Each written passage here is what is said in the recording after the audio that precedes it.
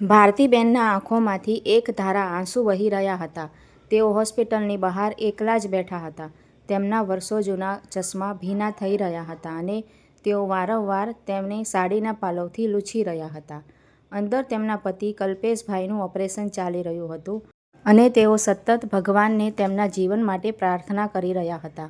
તેમણે સવારથી કંઈ જ ખાધું ન હતું. તેમને ખવડાવવા, આંસુ લૂછવા કે દિલાસો આપવા માટે કોઈ ન હતું. જ્યારે તેમના પોતાના સંતાન અજાણ્યા બની ગયા હોય ત્યાં બીજા કોઈ સગા સંબંધીઓ પાસેથી શું આશા રાખી શકાય? કલ્પેશભાઈ હૃદયરોગ સામે ઝઝૂમી રહ્યા હતા. ગઈકાલે રાત્રે જ તેમને અચાનક હૃદયરોગનો હુમલો આવ્યો. ભારતીબેન પાડોશીઓની મદદથી તેમને હોસ્પિટલમાં લઈ આવ્યા. પાડોશીઓએ હોસ્પિટલમાં એમને પૂરો સાથ આપ્યો, બધી કાર્યવાહી કરી આપી અને કહ્યું, હવે તમારા પુત્રને ફોન કરીને જાણ કરવી જોઈએ. પછી ભારતીબેને તેમના પુત્રોને તેમના મોબાઈલ ફોન પર ફોન કર્યો, પરંતુ ફોન વારંવાર ડિસ્કનેક્ટ થતો હતો. આમને આમ સવાર પડી ગઈ. થોડાક કલાકો પછી ડૉક્ટર આવ્યા અને એમણે હાર માની લીધી. કલ્પેશભાઈએ દુનિયામાંથી વિદાય લીધી. આટલા વર્ષોનો સાથ એક ક્ષણમાં જ ખોવાઈ ગયો. પતિના મૃત્યુ પછી પત્ની જે પીડા અનુભવે છે તે અસહ્ય છે. તેના દુઃખની ઊંડાઈને શબ્દોમાં વર્ણવી શકાતી નથી. આજે ભારતીબેન એકલા હતા. મૃતદેહ તેમના ઘરે પહોંચાડવામાં આવ્યો. પાડોશીઓ તેમના પુત્રોના આવવાની રાહ જોતા હતા. એક દીકરો ફક્ત 4-5 કલાક દૂર રહેતો હતો અને બીજો વિદેશમાં હતો. સવાર થઈ અને સાંજ પડી ગઈ, પરંતુ નજીકમાં રહેતા દીકરાનો કોઈ પત્તો ન હતો. ભારતીબેનની વૃદ્ધ આંખો થાકી ગઈ હતી. અંતે તેમણે પોતે જ અંતિમ સંસ્કાર કરવાનું નક્કી કર્યું. બધા સગા સંબંધીઓ અને પાડોશીઓ અંદર અંદર વાતો કરવા લાગ્યા. જો તમારા દીકરા આવે તો તે જ અંતિમ સંસ્કાર કરે. ક્યારેય કોઈ પત્નીને તેના પતિના અંતિમ સંસ્કાર કરતા સાંભળ્યા નથી કે જોયા નથી. ભારતીબેન એમના ભૂતકાળને યાદ કરીને રડી રહ્યા હતા.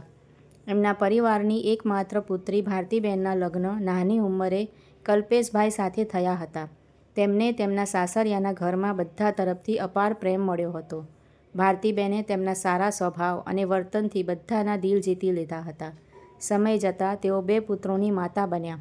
એમને લાગતું કે તેઓ વૃદ્ધાવસ્થામાં રાજ કરશે. બધાએ ભારતીબેનના નસીબની પ્રશંસા કરી. તેમનો મોટો દીકરો વિકાસ એક તેજસ્વી વિદ્યાર્થી હતો. અભ્યાસ પૂર્ણ કર્યા પછી અને એન્જિનિયરિંગનો અભ્યાસ કર્યા પછી તે વિદેશમાં સ્થાયી થયો અને ત્યાં જ એક છોકરી સાથે લગ્ન કર્યા. નાનો દીકરો સુરેશ અભ્યાસમાં સરેરાશ હતો. તેણે વ્યવસાય માટે સમય ફાળવ્યો અને તેનો વ્યવસાય વિકસવા લાગ્યો અને તે પણ તેના પરિવાર સાથે એક મોટા શહેરમાં સ્થાયી થયો. તે મોટાભાગે વ્યવસાયિક પ્રવાસો પર રહેતો હતો. ભારતીબેન અને કલ્પેશભાઈ ઘરે એકલા જ રહેતા. બંને દીકરાઓ તેમના પરિવાર સાથે અલગ થઈ ગયા, પરંતુ તેમણે ક્યારેય તેમના માતા પિતાને પોતાના ઘરે રહેવા માટે બોલાવ્યા જ નહીં. તેમની પત્નીઓ તેમના સાસુ સસરાની જવાબદારી લેવા માંગતી ન હતી. વિકાસે કહ્યું, અમારા પોતાના માટે જ વિદેશમાં રહેવું મુશ્કેલ છે, તો આટલી મોંઘવારીમાં તમને સાથે કેવી રીતે રાખી શકીએ? બીજી બાજુ સુરેશે કહ્યું, જ્યારે મારો મોટો ભાઈ જવાબદારી નથી લેતો ત્યારે હું તેમની સંભાળ કેમ રાખું? તેઓએ તેમના માતા પિતાને કોઈ આર્થિક સહાય પૂરી પાડી નહીં. 2 પુત્રોની માતા રાજ કરશે, આ શબ્દોનો ઉલ્લેખ થતાં ભારતીબેનની આંખો આંસુઓથી ભરાઈ જતી. આખરે ભારતીબેને એકલા જ તેમના પતિના અંતિમ સંસ્કાર કર્યા. થોડા દિવસો પછી એક દિવસ ભારતીબેને અચાનક જ તેમના 2 દીકરાઓને તેમની સામે ઊભેલા જોયા. ભારતીબેનની આંખો તેમની પુત્રવધૂ અને પૌત્રોને શોધતી હતી, પણ તેઓ એકલા આવ્યા હતા. ભારતીબેન પથ્થર જેવા થઈ ગયા. તેમના આંસુ સુકાઈ ગયા હતા. તેમણે મોટા અવાજે કહ્યું, શરમ આવવી જોઈએ તમને બંનેને. જ્યારે તમારા પિતા બીમાર હતા ત્યારે તેમની ખબર પૂછવા પણ નહોતા આવ્યા અને જ્યારે તેઓ મૃત્યુ પામ્યા ત્યારે તેમને છેલ્લી વાર જોવા પણ ન આવ્યા કે ના તમે તમારી માના આંસુ લૂછવા આવ્યા. તો હવે કેમ આવ્યા છો? તમે બંને ત્યાં જ ઊભા રહેજો. ઘરની અંદર પગ મૂકવાની જરૂર નથી. મોટા દીકરાએ કહ્યું, મમ્મી હું વિદેશમાં હતો, હું કેવી રીતે આવી શક્યો હોત? પપ્પા પહેલેથી જ બીમાર હતા. મારા આવવાથી શું એમને સારું થઈ જાત? તો પછી મારા ન આવવાથી શું ફરક પડે છે? નાના દીકરા સુરેશે કહ્યું, મમ્મી મોટા ભાઈ આવ્યા ન હતા એટલે મને પણ આવવાની જરૂર લાગી નહીં. મારી એક મહત્ત્વપૂર્ણ બિઝનેસ મીટિંગ હતી. જો હું ન ગયો હોત તો મને લાખો રૂપિયાનું નુકસાન થયું હોત. ભારતીબેન રડતા રડતા બોલ્યા, મારા ગર્ભ પર ધિક્કાર છે, તમારા જેવા નાલાયક સંતાનને જન્મ આપવા બદલ. વિકાસ તું એટલો પણ દૂર નથી રહેતો કે એક દિવસ માટે ન આવી શકે. અને સુરેશ, તું નજીકમાં રહેતો હોવા છતાં પણ ન આવ્યો. તો પછી તમે બંને હવે શું લેવા આવ્યા છો? હવે બધું કામ પૂરું થઈ ગયું છે. મને હવે તમારી કોઈ જરૂર નથી, ભારતીબેને મોટા અવાજમાં કહ્યું. બંને દીકરા બોલ્યા, મમ્મી, અમે મિલકત વહેંચવા આવ્યા છીએ.